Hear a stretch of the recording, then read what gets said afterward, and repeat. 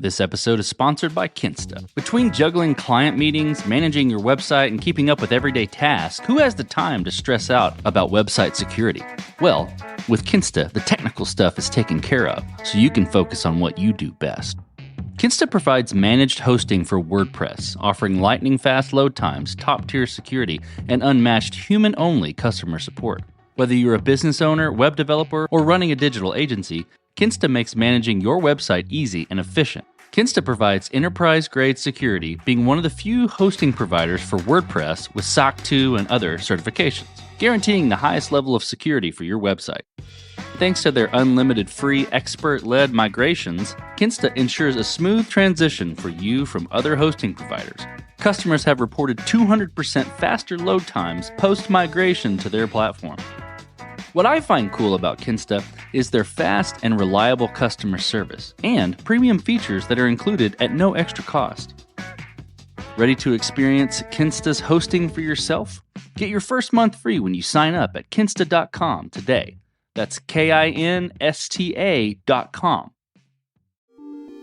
Today's guest, on paper at least, in the early part of his career, has all the hallmarks of a classic math and computer science graduate's path through tech, interning at places like Hewlett Packard and working as a developer in his first few years post-college before moving into management.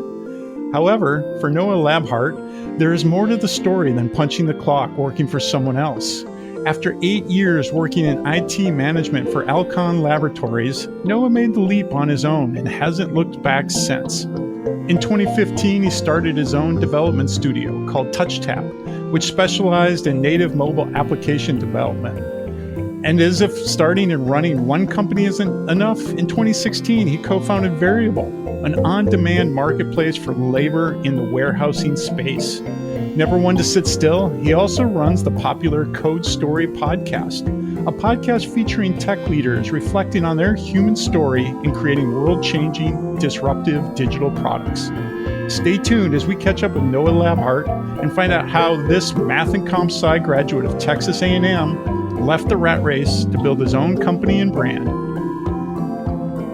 You're listening to the Develomentor podcast, hosted by Grant Ingersoll. We have one goal on the show: to help you build a successful career in tech, no matter where you're from or where you're going. We do this by showcasing interesting people working across a variety of roles in tech and deep dive into their why. If you want to learn more, please visit our website at develomentor.com or follow us on Twitter at Develomentor.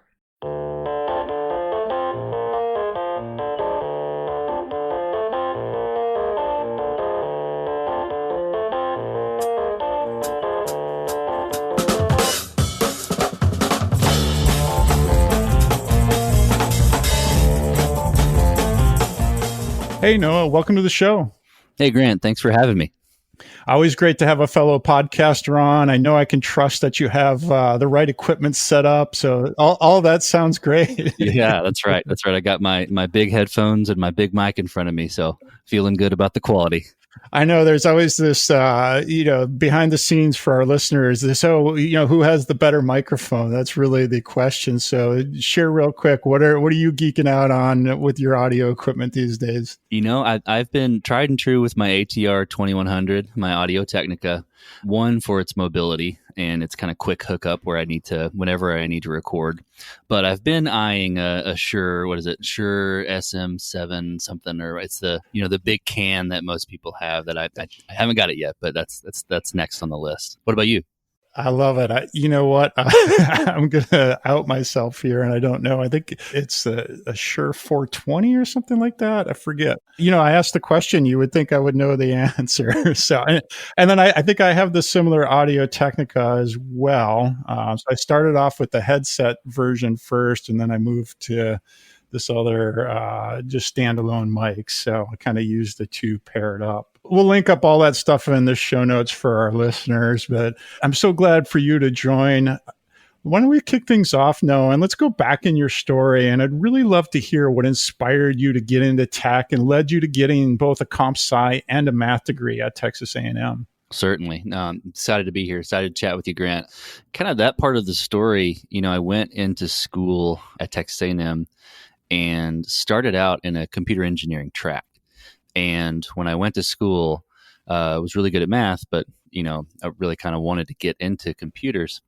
But my first year and a half, I did not know how to study and did not know how to take responsibility for myself and my classes. So kind of got weeded out that first year and a half from the program, switched over to math. And at that point, I was like, okay, what do I want to do? I was like, okay, I want to do this computer things, but I'm good at math. I'm going to focus on math with a minor in computer science. So I switched over to applied mathematics with a comp sci focus. And, started to kind of wrap my head back around school and studying and doing the right things. And I started pursuing the math. And the idea at that point was to, continue on, get a master's, get a PhD, and do the math thing. The comp sci part was really just going to help me with kind of the fast computation of stuff. But, got in the math, started pursuing that. I really started to enjoy my computer science classes, the coding part, the creativity that is in coding. I started building some websites for myself, just, throwing pictures up of my family and little bios about me, learning HTML and CSS, JavaScript. And I really liked it. So I got down into my, my senior year. I was working as an intern at HP. I was doing .NET development. C#.NET development for the company as an intern. And I was like, I'm about to graduate. I don't really want to go do math anymore. I really want to do software. And so I decided, okay, I'm going to go compare, an applied math degree and a computer science degree, not engineering, but computer science and the coding side, and see, what it would take to just get that. And it really would only take me another year. So I ended up staying for one more year and completing out the final computer science requirements so that I could go straight into programming at school, outside of school. So ended up walking the stage twice, grabbing 2 pieces of paper. But that's how that happened. Started out computers, went math, and then went back to computers. That's almost very similar to my experience. Although I did take the classes early on pretty seriously, but I was, by all intents and purposes, going to be a math major, maybe econ. And then friends showed me computer science, and I'm like, oh, I love this. I want to do this. I'll just put in a plug here for our listeners. Noah, when he says he does personal websites, you should go check out his. He has one of the best personally branded websites I've seen out there. So we'll link that up in the show notes for our listeners, but do go check that out. Now, I alluded to in the intro, Noah, that you started off on a pretty traditional career path, at least on paper anyways. I'm sure there's a lot behind it in that early part of your career before you went on your own. I'm wondering, what were those early years like in terms of your career path? How were you thinking about your career? What were some of those key inflection points as you gained experience? It's an interesting story because it's not on my website, this part of it anyway. So I went and graduated, went and started working for a company called Software Architects. They're now called Sogeti. They were bought by Sogeti. It's basically local DFW consulting for bigger companies. So I joined that company, went to Pier 1 and did some .NET work for them for about a year. During that time, I met some friends and we started a band and we started playing together. And they, all my bandmates were based in Burleson, Texas, which is south of Fort Worth. And so I was like, I really want to do this band thing. What company can I go work for that I can do this band thing? At the time, there was an opportunity to work for Alcon Laboratories, which was, I had a lot of friends that worked there. Great company, takes really good care of their employees, has a, pretty good flexibility and things. And so I was like, I could do my band and on the weekends and then, have a great job during the week. So I did the interview process, got the job. And I worked for Alcon for 8 years, 8.5 years, I believe. And during the first few years there, I was playing in my band. So we basically toured on the weekend. We would tour down to, go play in Austin and then go play in San Antonio and then drive back. We were all very tired all the time. We had kind of a star tour laid out, but played music. Our music is still out there on Spotify, which is cool. I'm proud of it. But that's why I went towards the corporate world. And at the same time, I had the idea of, I want to work for, well-known company. I want to, do well. I want to move up the ladder, and I want to do that traditional path. I want to have that, security, quote unquote, of the big box, so to speak. And so that's how I got there. All right. What was just real quick, what type of music, what was the name of the band, and what did you play? Sure. So our band name was Withheld. So WITHHELD.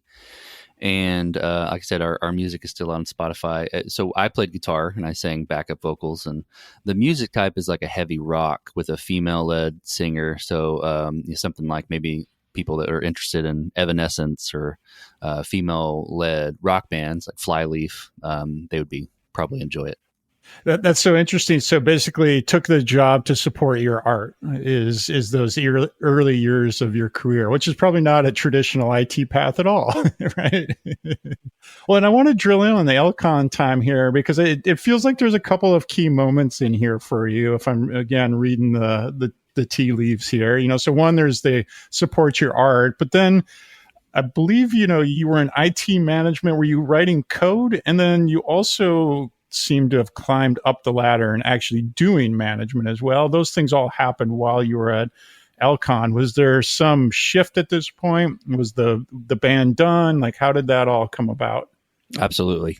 Yeah, there was. So the first few years at Alcon, I was doing coding on the side. I was mainly doing, configuration and deployment for document management systems at Alcon. And then I met my wife in 2008. And we started dating and got married in 2009. At that same time, I switched job roles and sort of really switched my life. Got married to my wife. Now we've been married for 11 years and have 3 kids. And she's been amazing through all of this journey. You will hear definitely points pointed out about her throughout this journey of picking me up off the ground, and she's an amazing woman. So got married, switched roles there. I actually, during some of that time too, I got my project management certificate. So I'm a PMP still to this day. I also got my MBA while I was there, and I did move into management. I moved into team lead over the sales commissions team, which was still contributing to a lot of SQL, a lot of data warehousing, a lot of computation of commissions, but then moved into management in the manufacturing plant. So I had a team of 6, and we were supporting IT systems on the shop floor, and we supported the automation engineers as far as helping them build out their technical components. So that was a bit of the journey there, and that whole path was aligned with what I wanted in the beginning. Was that outside of the band was the security of the job, and moving up the ladder. I thought I wanted to be CIO someday, right, and get the business acumen to fill in the gaps of my IT, my technical software building foundation, so that I could move into a role like that. And that kind of brings it to the 2014 timeframe. Yeah. So is that, I want to be CIO someday? Is that why you got the MBA and the PMP? Yeah. So the PMP it started out, I want to be a project manager. I want to be able to manage, projects and deployments. So I was like, well, what better way than to learn it and do it and then get certified in it and, basically be able to do a project manager's job. And then I thought about, okay, I want to go into management and I want to go towards, the director role and then the CIO role. And to do that, I need to understand, how to run teams, how to run budgets, how to plan, how to do all of those things that I was getting exposure to, but in very small chunks. And I noticed, like I've got all this technical acumen and capabilities, but I don't have this foundational knowledge of business.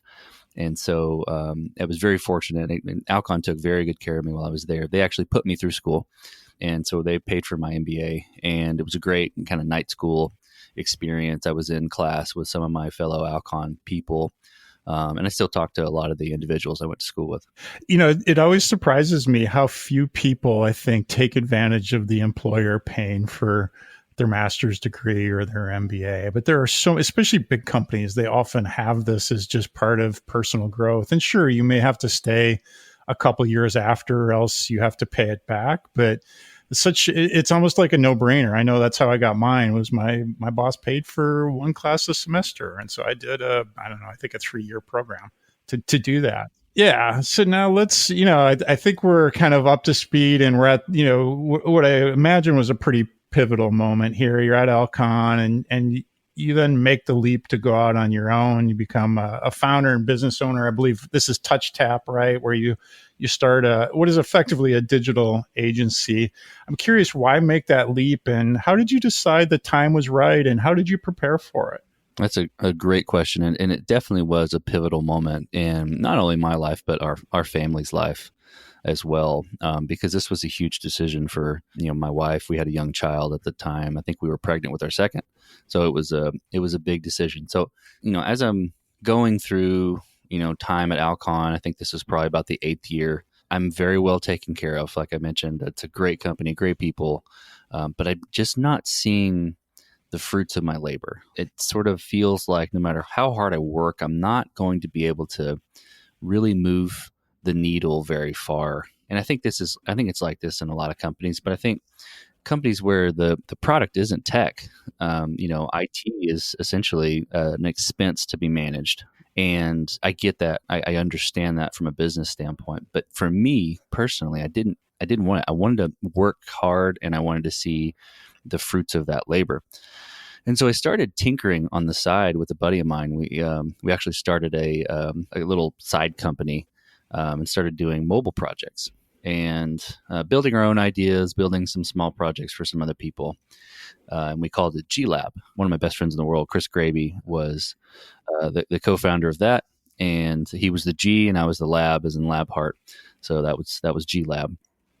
And we, built a few projects, had a few successes, made a few dollars, on the side. And, as I was doing that, I was like, this is great. I'm really enjoying this, and I want to give it a shot. I think the time is right to do it. We had put some money away. We had been, saving our money. As I said, I was well taken care of at Alcon. So I was able to sort of make a calculated risk of, hey, I'm going to jump out with a little bit of padding. And if things don't go well, then at least we'll be able to eat, we'll be able to feed our family and pay our mortgage. So, after a lot of conversations with my wife, who was very supportive, she was amazing to sort of go on this ride and be like, it's going to be good. Our faith played a lot of influence in the decision as well. We're Christians and believe that God was kind of leading us towards that. And we decided to make the jump. So in April 2015, I decided to leave Alcon. As I was doing that, I asked my friend, hey, do you want to do this with me? And he was not at a point where he was ready to jump out, where he was doing his full-time job and he just wasn't ready to do the jump as well. I said, well, let me have the agency and I'm going to rename it to Touchtap. And so I did. And then that's when it started. You said first or second child on the way at this. So you've got 2 young kids. This is always a tricky one with business partners, right? When one can go take the leap and one can't. So I imagine a lot of, for lack of a better word, negotiations going on as part of that all, right? That's right. Yeah. There was some conversations there. But also, he was also very gracious of, we can figure this out as time goes. It wasn't any rush for us to figure it out. I think after a year, we actually figured out what would be his and what would be mine, and how we would square up on ownership, buyout, things like that. Yeah, that's fantastic. A lot of partnerships like that don't end as cordially as it sounds like it did for you. Hey, Develomentor fans, be sure to check out the new online series of conferences from Manning Publications called Live at Manning. As many of you know, Manning has been a longtime supporter of the show, offering up free books and discounts for our listeners. Now we're teaming up with them as a media sponsor to spread the word on this new conference series. These conferences are free to attend, filled with talks from some really great tech experts, and streamed globally via Twitch. No travel needed. Next up in the Live at Manning series is a one-day event focused on math and data science. It is on December 1st, starting at 12 p.m. Eastern. This is your chance to hear from speakers like Brian Godsey, Nicole Koningstein, An Lei, and many others. During this show, you'll be able to dive deep on math topics like principal component analysis, linear regression, and probabilistic modeling. Be sure to head over to develomentor.com/manningmath, all one word, to find out more. In case you didn't catch that, there's a link in our show notes. We'll see you there. I'm curious, how did you go about getting those clients, especially now that you're out on your own? You know, this kind of work can often be feast or famine. Like, how did you go get clients? What are some maybe actionable tips for our listeners there? Yeah, absolutely. So, the number one thing that I think most people know, but tech people struggle with, is that networking is incredibly valuable. I would say that from a referral standpoint, probably the first year and a half, most if not all of my work was referrals. I would go meet some people, talk to some people that I knew, ask for introductions, and then, go to do some work. So got a few projects through some friends that I know that run creative agencies and some people that they knew that needed technical work. And so got a couple of projects. And then after that, you have a portfolio to point out. I would go after, postings on AngelList. I would go after postings on LinkedIn. I would kind of poke around in sort of non-traditional ways to try to find opportunities. I would also kind of sell the agency as myself, if that makes sense. I would say, let me come work for you. And also I have a team that we can utilize. And so that helped get my foot in the door. Sometimes it wasn't met well. Sometimes people are like, I wasn't looking for an agency. I was looking for a person, and that's okay. But sometimes it was. Sometimes it's like, oh, great, you have a team. Yeah, let's utilize that. And so I tried to kind of use that to get my foot in the door.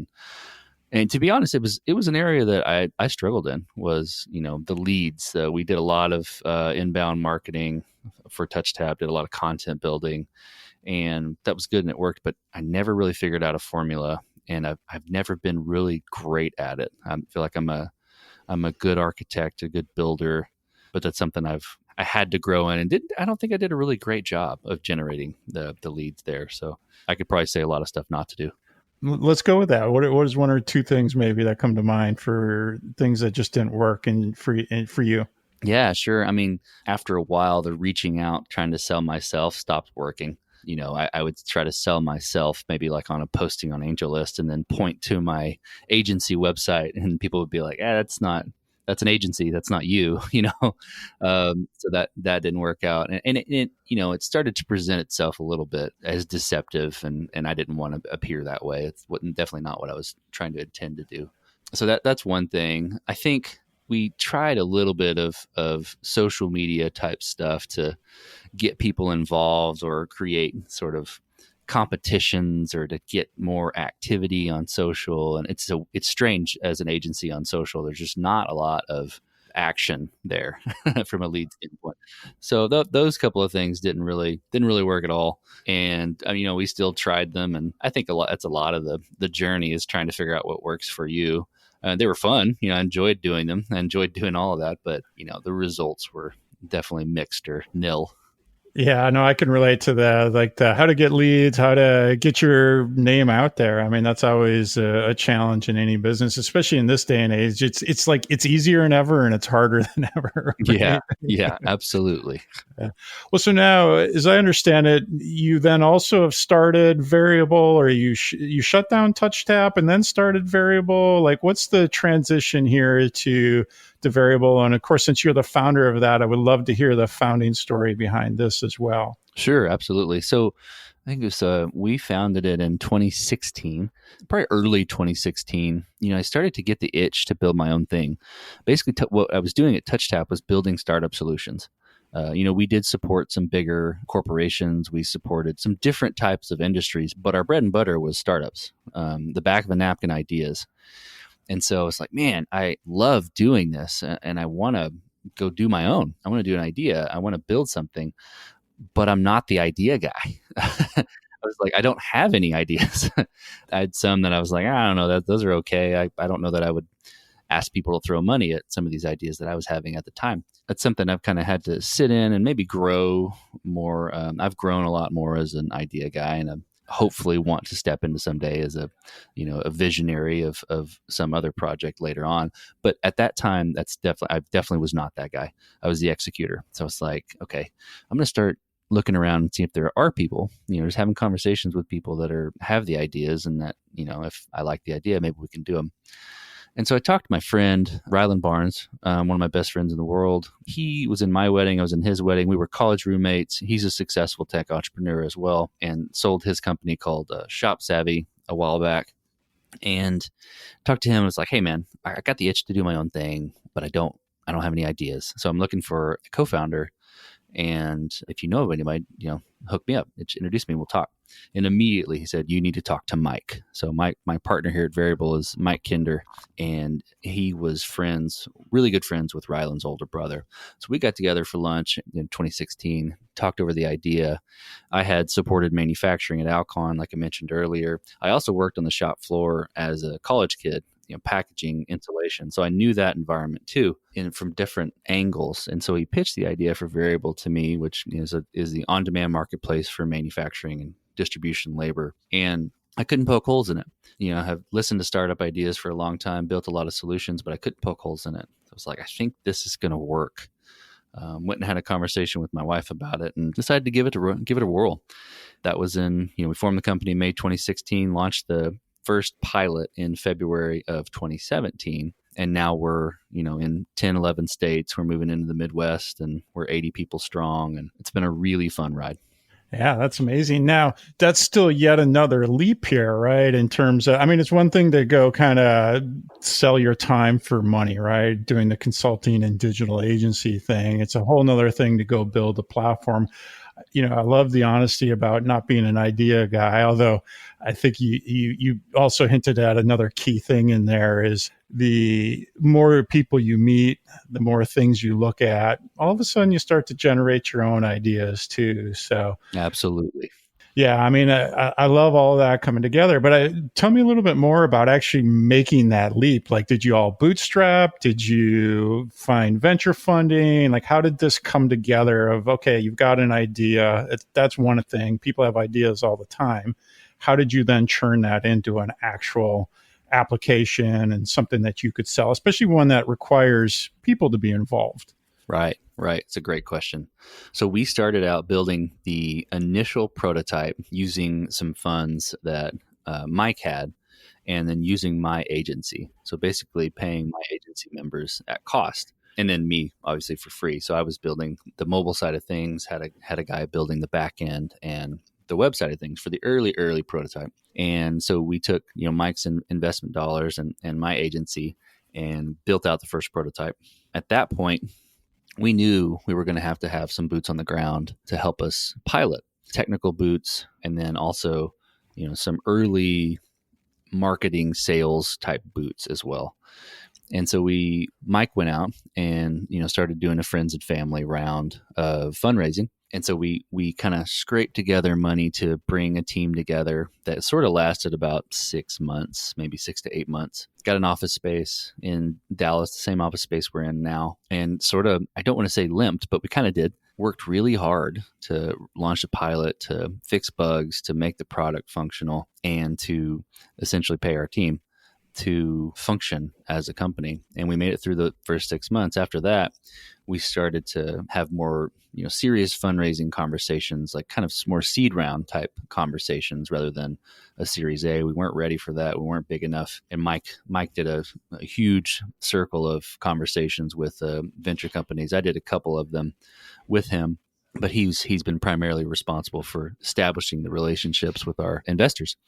With those conversations, it's 100 no's and a few yeses, and it's an emotionally trying time. And he did fantastic with it. And he met our current board and our current set of investors. One angel investor who came in and really believed in the idea and believed in us, and then another one of his connections, which is kind of a smaller seed VC firm that is more of a feeder firm into bigger investments later. And so we continued doing that. And then we've done seed rounds over the past 3 years. So we've done a couple more with those individuals and then a couple new individual VCs as well. We bootstrapped a bit in the beginning with some capital that my co-founder had, and then, the people capital that I had at my agency, and sort of raised the money we needed when we needed it. Well, and this is, sure, it's a SaaS product at one level, but you also then have to go and get people to sign up for this, both the company, because it's a two-sided marketplace, right? So you've got, much like Uber, you've got to get people to sign up and say, I'm willing to work. And then you've got to get companies to say, and I need workers, right? So while also building all the software, is that right? That's right. Yeah. So we had a, classic marketplace chicken and egg problem, right? And our original hypothesis was that the supply side, the worker side, which we refer to as operators, were going to be more difficult than the businesses. We thought the businesses are going to get this, they're going to see the value, and immediately they're going to attach to it. We were actually wrong on that. The supply side, we've been able to do really well, and our numbers are really great. They're very active community. And at some level, we've been able to automate the efforts there. And I say at some level, there's still a supply team that manages a lot of that. But from the business side, it takes a lot of education for people to realize, one, that we're not temp staffing. We're not temporary staffing. We're not staffing. We're not staff augmentation. We are a technology, a tool, a marketplace to connect these individuals. And so we had to go out and do a lot of education that we weren't expecting. That was one lesson we learned early on, was like, this is going to take a little more on the business side, a little more education, a little more understanding up front. And so we had to learn that. Well, and that kind of is a good way of coming back to you and your own personal journey. You've been on your own for 5 years. I guess technically, you're co-founder of both of these places. Maybe on your own is not quite the right term there. But what are some of the key takeaways you've learned about making those leaps, about yourself, about dealing with, let's face it, there's always a lot of ups and downs in startups, no matter how well funded or whatever. What are some of those key takeaways, Noah? Early on in the Touchtap days, there was a project that went south really quick, and I would call it my first project. I bit off way more than I could chew. And coming out of the corporate world as a manager, flying high, I got my MBA, I know what I'm doing, I can conquer the world. And then, got the rug pulled out from underneath me pretty quickly and lost control of a project, lost a good amount of personal money. And I learned from that you have to eat the elephant one bite at a time. You've really got to take steps. And so I looked at just a little story of how Touchtap grew. After that failed project, I reset. That was the point where I was mentioning my wife when we were talking earlier. She picked me up off the ground when I was crying in the corner, going, this is a part of the journey. You're going to be okay. We're going to be okay. And, just got to get back out there and learn from it and get going. So after that project went south, I reset and I basically started Touchtap over as just me. Like Touchtap was me. And so I took on some projects, had some successes, built some software, built up my portfolio a little bit, got bogged down with too much work. Said, okay, now that I have too much work, I can bring on someone to help me. Brought someone part-time. We both got bogged down pretty quickly, brought that person on full-time, and continued that progression from there. Just as problems needed to be fixed, we brought on more help, or we brought on different solutions. We didn't try to bite off more than we could chew. And that's how Touchtap grew. And we've done pretty much a similar thing at Veryable. We've started with unconstrained models. We've built things as we've needed them. As instead of building, these intricate systems, we've built something, responded to market feedback, and then built it in a new way to meet the needs of the market. So for me personally, that's been a huge lesson to not bite off more than I can chew. And I still have to remind myself to this day that that's important. The other thing I've really learned is the value of people and the value of team. I have an amazing team here at Veryable. Definitely amazing across the board, but I'm referring to my team, my technical team, my engineering team. They're absolutely outstanding, not only engineers, but people. And we have worked really hard to build and protect a team culture of excellence, of moving fast, of supporting one another, of collaborating, and how quickly we move on the engineering side is, I think, attributed to how great these people are and how great our team culture is. So how important that is, I've really learned how valuable that is and how important it is throughout this whole entrepreneurial journey. What are maybe one or two examples? Because building culture can be so hard, and it's different at every company. What are one or two things that maybe values you all live by, or things you try to work through together in terms of building that great culture? Absolutely. So, one thing that we do that comes to mind is shipping on the first day. So whether you're an intern, whether you are an engineer, whether you're, a lead, you jump in and you ship something on the first day. So your name is on the platform the day one. And we really try to focus on autonomy. We hire people that want to come in and do a great job on their own and want to figure things out on their own. And at the same time, we also promote kind of an open door policy for all of our team members, like how do we collaborate well? How do we always ask questions? We do a stand up every morning and really get questions out there. We hang out, we'll go, blow off some steam, go do happy hours or go do activities together, go to concerts, things like that, just to have fun and connect that way. We've done hackathons before. We do this thing called donuts where, basically we have one-on-one conversations between team members and you're assigned randomly each week to someone. And so you basically go sit down and talk to them and, what are you working on? How can I help you? So promoting that culture of collaboration and help, those things, just some examples that have really propagated the culture. Donuts isn't, you go and rent a car and go do donuts out in the parking lot for 20 minutes. Maybe that'll be a team building exercise. No, and I think we have a similar, I think it's a Slack app or something called Donut or something, right? Where it pairs you up randomly with people who opt in. Is that right? That's right. That's absolutely correct. Well, so you've got all, and that's fantastic. Thank you for sharing. Let's segue a little bit here because, you're a fellow podcaster and you're starting this venture-backed company or bootstrapped venture-backed. You've got a full day building your own company. And then you've also kicked off what looks to be like a pretty successful podcast. It's called Code Story. Tell our listeners what it's about and who it's for and why they should listen. Absolutely. Yeah. Fellow podcaster here and love what you're doing at Develomentor and Code Story. It started out as me being a podcast junkie and listening to how I built this with Guy Raz and just loving the format and wanting that for tech, but, couldn't find it. So I decided to jump out and do it on my own. There was another piece to it though, that I was having conversations with other CTOs about how they were solving problems, how they were building things. And, I realized, hey, I could just record these and put them on a podcast.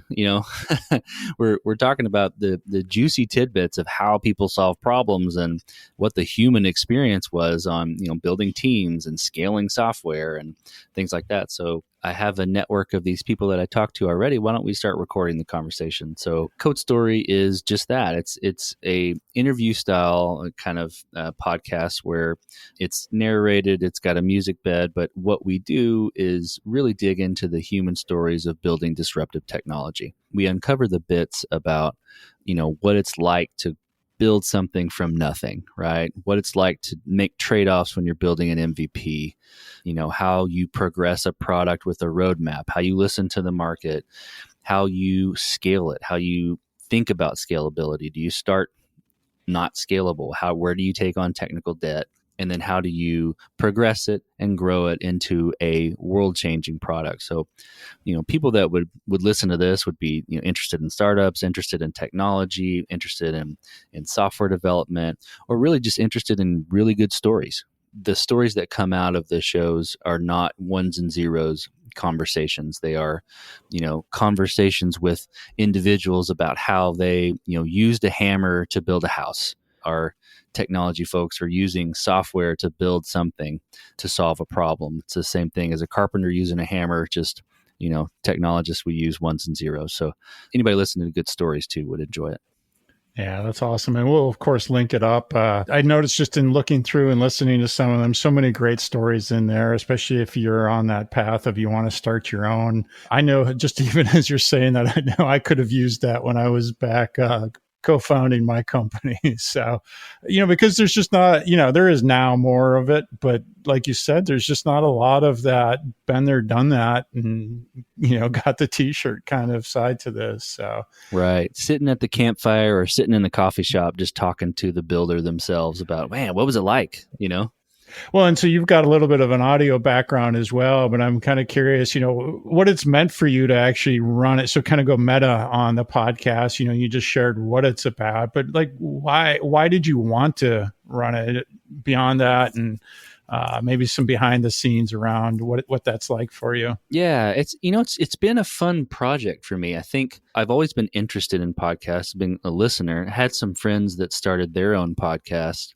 and, kind of watched them do it. And I was like, oh, that's just a really cool process. And being, a podcast junkie, listening to how I built this, and also being a musician, I really like the music aspect and creating an audio experience. And that was a big thing for me. And so for me, why I do it, I get a lot of enjoyment out of it. I love talking shop with people. I love talking experiences with people, whether it's tech or not. But, specifically on the podcast, we're talking about building things from nothing, starting something new and the ups and downs that come with it. And that's just really, really fun to have those conversations. And then you throw in the audio production part of it, of laying a music bed and creating tension with the music and creating tension with the narration and the story is really interesting and just kind of fun for me. So it's really been a fun project for me to do. So, I do hope it becomes a thing one day, but at the same time, if it doesn't, I'm still thoroughly enjoying the process. Dang, I got to up my game. You've got like a soundtrack for your podcast. I mean, that's amazing. I will confess, I've always wanted to do either a presentation or a whole show that is set to music. In my family, we all love music, but the running joke is that the instrument I get to play in the family band is the triangle. And even that, I don't think I would do all that well at.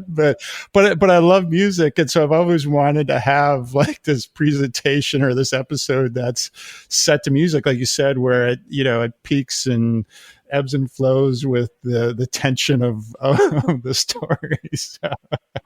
Right. Hey, you don't give up on your triangle, man. You hang on to that dream. You're gonna get it.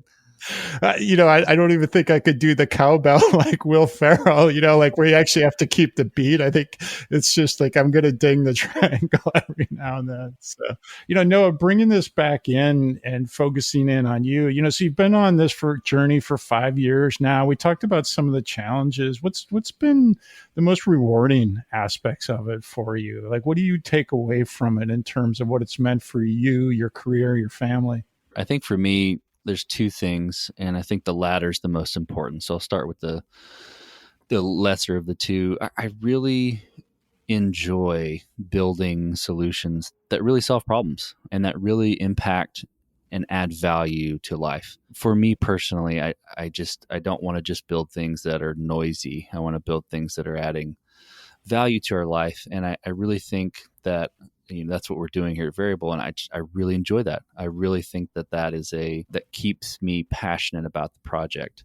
So building solutions, I think, is something that I get a lot of joy out of. And I think the other part that has been just absolutely fantastic is the people that I've gotten to work with, whether it be Alcon, whether it be in Touchtap, whether it be at Veryable, and all of my, entrepreneurial or professional experiences. I've worked with some amazing people, and I've learned so much from those individuals that I still take with me to this day and I still use to this day. So I think that's been just really cool to look back and be like, man, I've worked with some really smart, really wise people. And that's an honor and a blessing to be able to say that. Yeah, that's fantastic, especially in this day and age, finding good people to work with. And, and especially if you can find really good ideas to work on them with, right? I've worked at kind of places where I've punched the clock, but there's really good people, and that's what kept me there. And then other places where it's a great idea, but the people, not so much. So if you can find the two of those, that is the holy grail, as they say. Two more questions for you and we'll wrap up. The first one being, Noah, as you reflect back, what's been the most surprising thing? What is, something that 18-year-old Noah would be like, other than, hey, you were going to be a rock star, but what is the most surprising thing about your career to date and the thing that, perhaps that serendipitous moment? Yeah, that's a really great question. I haven't thought of that before. I think what comes to mind is like, I think in the beginning, I didn't expect to be out on my own, which is interesting given, my family has a lot of entrepreneurs in it. I have a ton of family that run their own businesses, and it's just kind of in the Labhart blood, we'll say.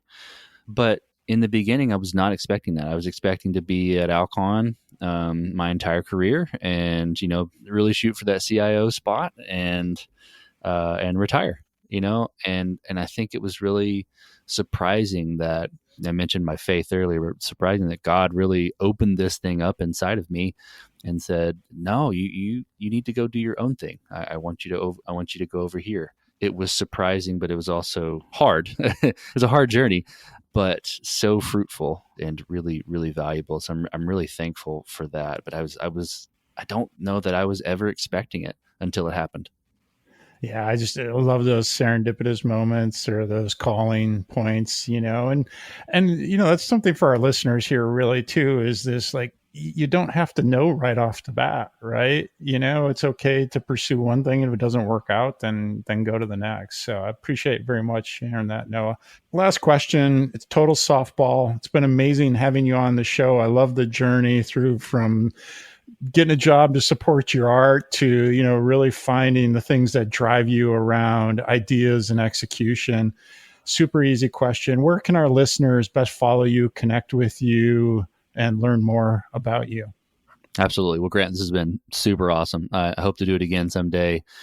As far as its connection, I'm on LinkedIn. I'm not on any other social media except for LinkedIn. So that's where you can find me as far as social. You can check out my website, noahlabhart.com. You can check out the podcast at codestory.co or learn more about Veryable at variableops.com. So those are my main hubs. Yeah, that's awesome. And we'll be sure, of course, to link all of those up in the show notes. Noah, thank you again so much for joining me today. Thanks, Grant. It's been an honor. Thank you for taking the time to listen to the Develomentor podcast. If you like this show, please subscribe on Apple Podcasts or your favorite podcast app. Even better, please leave us a review. If you want to hear older episodes, leave feedback, or sign up to be a guest, please visit us at Develomentor.com. If you'd like to support the show, there are 3 ways you can help out. 1. Make a donation via Patreon. 2. If you're a software engineer looking for your next gig and wanting to practice interviewing, use our referral link to the interviewing.io platform. And 3. Buy your next tech book from Manning Publications using our affiliate link. All of those links can be found at develomentor.com/support-us. That's SUPPORT-US, all one word. Most importantly, if you like this show, please tell your friends. Referrals are the lifeblood of any podcast. Finally, we here at Develomentor hope that each and every episode helps you move one step closer to finding your path.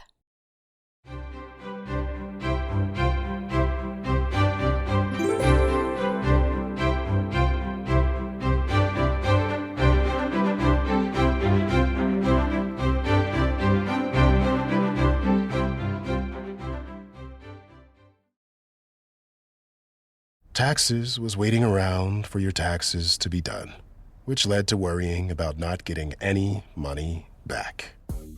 Now Taxes is matching with a TurboTax expert who can do your taxes in a day to get you up to $4,000 fast with a refund advance loan. Now this is Taxes. Intuit TurboTax. Get an expert now on TurboTax.com. Expert filing only available with TurboTax Live Full Service. Refund advance has $0 loan fees and 0% APR. Refund advance loans may be issued by First Century Bank, N.A. or WebBank. Terms apply. Subject to approval.